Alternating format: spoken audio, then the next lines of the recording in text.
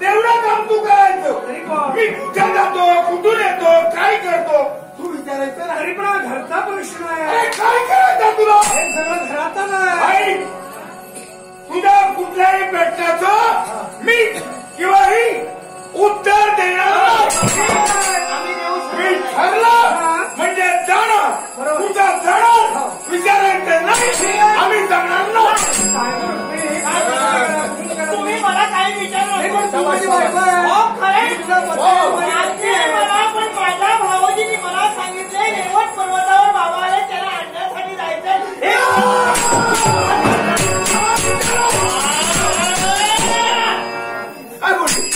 काय बोलली? मी माझ्या भाऊजींनी सांगितले रेवत पर्वतावर एक बाबा आले चमत्कारी त्याला आणण्यासाठी जायचं. हे कुणाला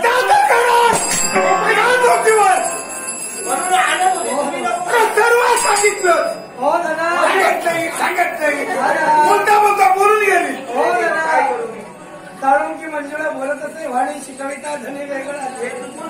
नाही सर्वांनाच म्हणत नाही पण काही काही बायकांच्या मुखात काही राहतच नाही. पण बरं झालं ते बरं झालं. काय म्हणाला? मला लाभ मिळणार आहे ती म्हणते.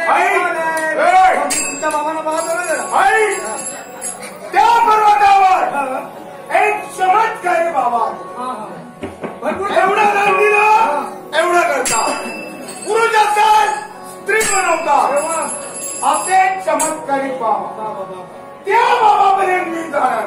हे बाबा कळलं? ठीक आहे ठीक आहे. आणि ते बाबा चमत्कार करणार आहे. तिथं मी जाणार.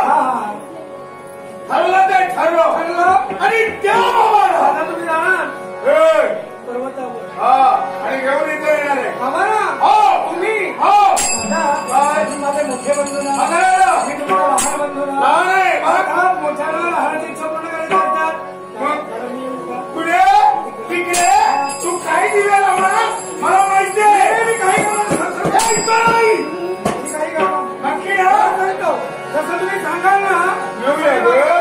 कुणाला आता तू कोण नाही गेला तर हे आता सांगितलं येऊ देते. याला इकडे ठेवलं काहीतरी खटाळपणा करेल. आपल्या नजरेसमोर असलेला बरा लग्न होईल बऱ्या. आणि मला नजरेच्या बाहेर जाऊ दिला तर तुमचं काही खरं. तेव्हा पण अडतीवर कोणत्या ते बाबा महाराज तुला चल देव म्हणतं समाधान मान. समजलं?